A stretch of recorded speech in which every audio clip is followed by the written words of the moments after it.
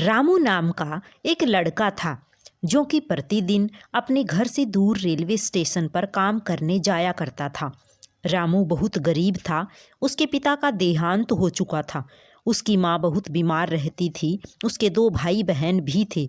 अभी रामू की उम्र बहुत छोटी थी।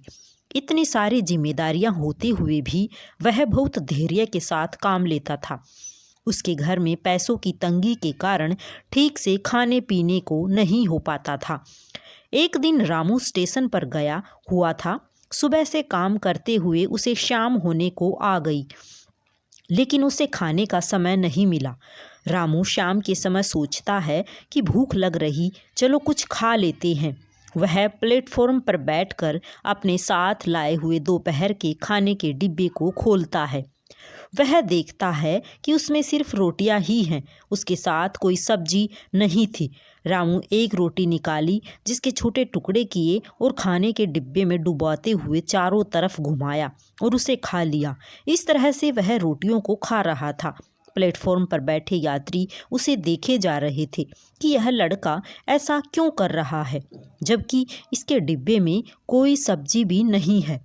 आखिरकार एक बुजुर्ग यात्री उस लड़के से पूछता है, बेटा, तुम इस डिब्बे में रोटी को डुबाकर क्यों खा रहे हो, जबकि तुम्हारे डिब्बे में कोई सब्जी नहीं है। रामू जवाब देते हुए कहता है कि मैं ऐसा मानता हूँ कि इस डिब्बे में अचार है, जिसे मैं रोटी के साथ लगाकर खा रहा हूँ। बुजुर्ग अंकल कहते हैं, क्या तुम्हें अचार का स्वाद भी आ रहा है? रामू कहता है, हाँ, मुझे अचार का स्वाद भी आ रहा है, इसलिए मैं खाने को बड़े चाव के साथ खा रहा हूँ।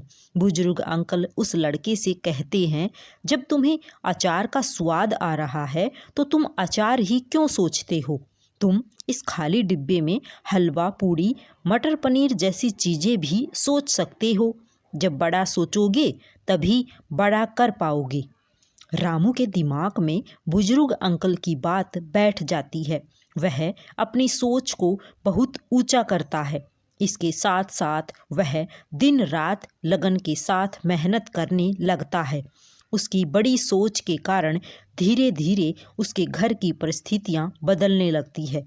एक दिन ऐसा आता है कि रामू शानदार जिंदगी जीने लगता है। नैतिक सीख, बड़ी सोच तथा पूरी मेहनत और लगन के साथ कामयाबी को जल्द हासिल किया जा सकता है। राधे राधे। आपको ये कहानी कैसी लगी कमेंट बॉक्स में ज़रूर बताएं। जय श्री कृष्णा।